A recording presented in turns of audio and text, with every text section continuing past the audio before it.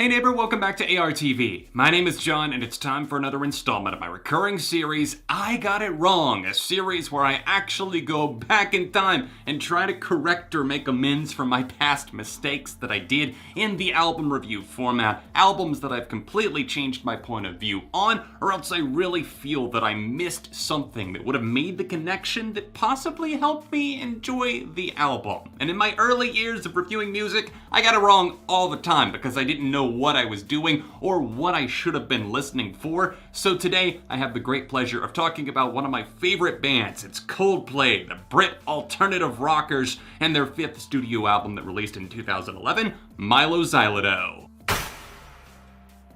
Coldplay released their ambitious masterpiece Viva La Vida or Death and All His Friends in 2008, and the critical and fan reaction was overwhelmingly positive. It's still my favorite Coldplay record by a comfortable margin, and with expectations soaring into the sun, I think they really did something different for album 5. While I don't think Viva La Vida was a concept album entirely, there were certainly recurring themes of war, love, and peace that stuck out to me. Young, naive teenage John certainly did not pick up on those themes, not only on Viva La Vida, but also on Mylo Xyloto, which really led me to my embarrassing review of that album that I put out in 2011.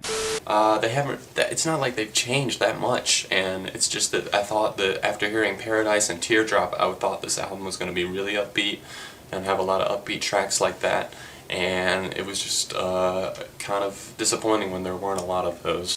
It's clear that I heard this record in the most superficial way possible, with expectations of what I wanted the album to be, not exactly what we were handed off. And that's not to say that you can't have expectations of where you hope a band will continue their sound or maybe even explore a sound that you've always thought that they could pull off well. But my mistake when listening to this is that I really didn't give it that much of a fighting chance when I initially gave it my first few listens back in 2011. And now at this point, I really started to dig a lot more into it, especially after the release of Ghost Stories in 2014. To be fair though, massive love was always felt for the first singles even back then. Paradise was pretty much my song of the year in 2011, and Every Teardrop is a Waterfall actually put a smile on my face in a time where everything was changing around me far too quickly. From there though, I complained of a slower pace and inconsistent sound and some rather boring sections that I didn't think I'd come back to. There's some partially valid complaints there, but you know what series you're watching. Let's explore and try to get to the root of why I feel I got it wrong so often when it comes to Mylo Xyloto. A sprawling concept is laid out surrounding characters like Mylo and Xyloto, of course, names apparently Martin only chose due to their slick phonetic appeal, and others such as government leader Major Minus. The characters and their themes aren't entirely important, at least not fully understanding their world, at least when it comes to enjoying this record, but I think a lot of fans are gonna want to go that extra mile just to get to know exactly what this album is. To oversimplify, this is set in a dystopian society influenced by the writing of respected author George Orwell. The government is trying to wipe sound and color off the streets, and of course the energy presented by the so-called sparkers, such as our character Xyloto. The characters end up falling in love, leading to a nice journey through visions of what could have been, happiness, fear, and peace even in death. Whew.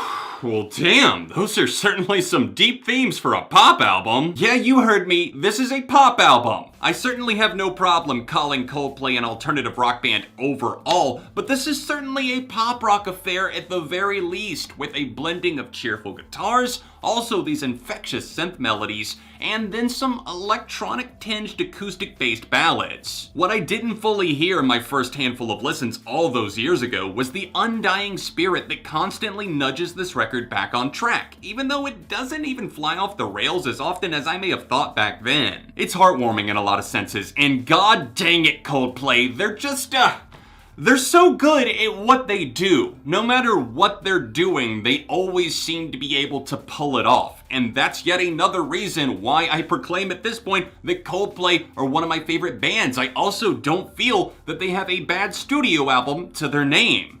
Notice how I said album there and not EP? Yeah, I still have very conflicted feelings on the Kaleidoscopic project.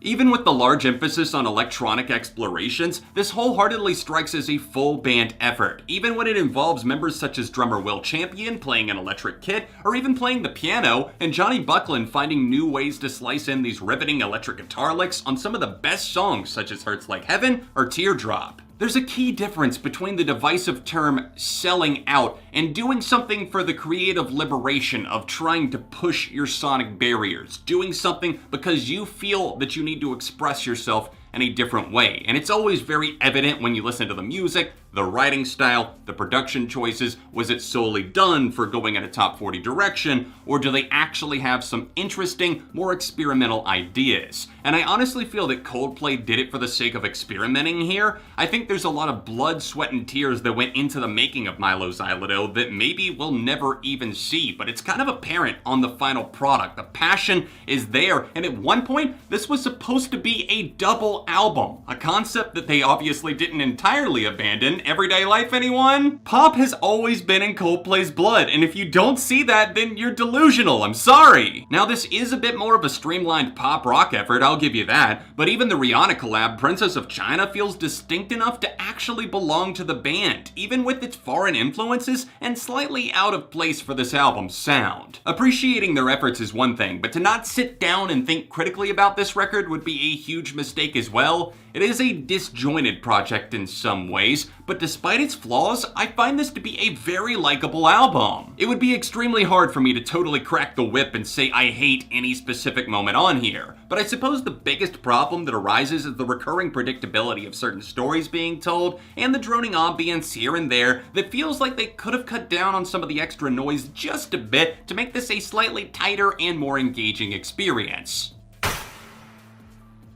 Let's go through some of the key songs that make or break Mylo Xyloto, starting with the easy to love Charlie Brown. My wording was intentional there, as the Peanuts comic character Charlie Brown was never exactly portrayed as easy to love by script creator Charles Schulz. The name is really arbitrary in the long run though, given the band's willingness to make a soaring smash that will send listeners dancing into the stratosphere. I am extremely grateful that music like this exists. It's so freeing on many different levels as Martin's voice just cries out for an escape to a different reality. The acoustic guitars twirl as if they're about to set the mood for a celebratory parade, and by the time the chorus slaps down, you're lost in this world where heartbreak is sacrificed for pure, unbridled joy. That gentle piano at the end of the track is such an overwhelmingly nice touch that's made me tear up far too many times to actually count. It's just the perfect end to a masterful tune. Every Teardrop is a Waterfall is another song that I shouldn't have to remind you of when it comes to joy, because this exuberant moment is almost exhaustingly positive in a completely harmless way. I've made my love for that song apparent though, so let's move on to something a little bit more divisive, like say,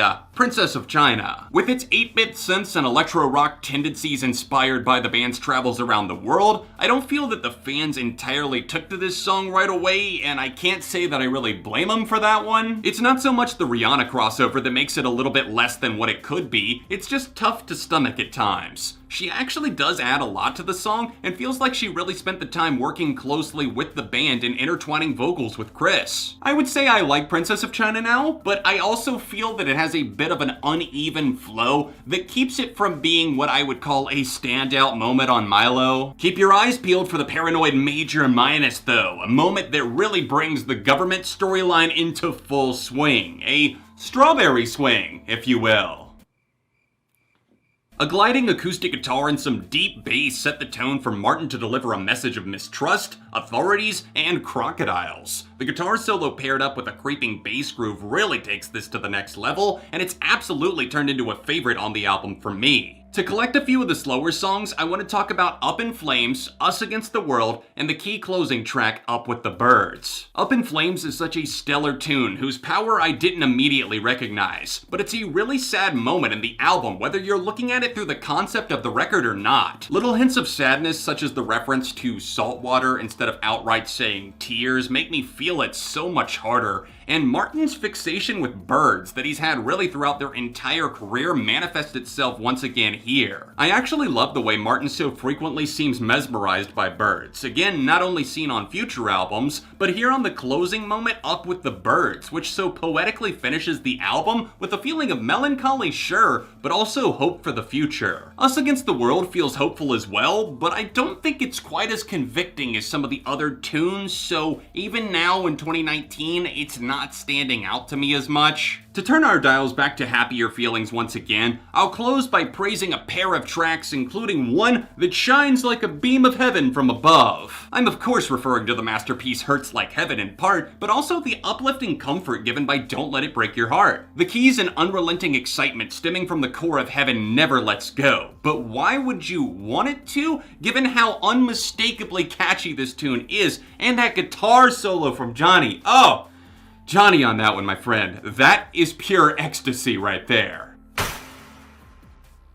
With Mylo Xyloto, I'd hesitate to call this a great album, even though there are plenty of moments of greatness, a lot of great songs here. There's some minor pacing issues, a few too many stylistic shifts that keep me bouncing around and feeling a bit disconnected in places. They take me out of the experience occasionally. I initially gave this an 81 out of 100 in 2011, and while I don't rate out of 100 anymore for obvious reasons, the score wasn't the thing I really disagreed with the most about my old review. It was really everything else. If you watched all of my old pre-2013 reviews, you'd see a problematic pattern forming, and that I thought a 70 out of 100 was the lowest I could go for some reason, which would be like a 7 out of 10. That's a really positive score for all of these albums that I supposedly didn't really like that much back then, but it is what it is. I've grown a lot since then, and this album has certainly grown on me, to the point where I feel comfortable easily giving Mylo Xyloto a light 4 out of 5. Have you guys revisited this album recently? Coldplay fans, where are you at in the comment section right now? Let me know what you think of this album. Where would you rank it among their albums? I'm curious to know your thoughts on this one. It's been out for over 8 years at this point, which is a little bit wild to take in. But anyways, I do hope you enjoyed seeing my updated thoughts on this episode of I Got It Wrong. If you did enjoy it, then please help me out by dropping a like on this video. If this happens to be your first video on the channel that you've ever seen, then please hit that subscribe button, ring the notification bell so you get notified when I upload more videos like this, and join the neighborhood. If you want to see me rank all of Coldplay's albums, then tap this card here, or tap here to see another Coldplay themed video. Other than that, all of my social accounts can be found in the description down below, and I'll see you soon for more right here on ARTV.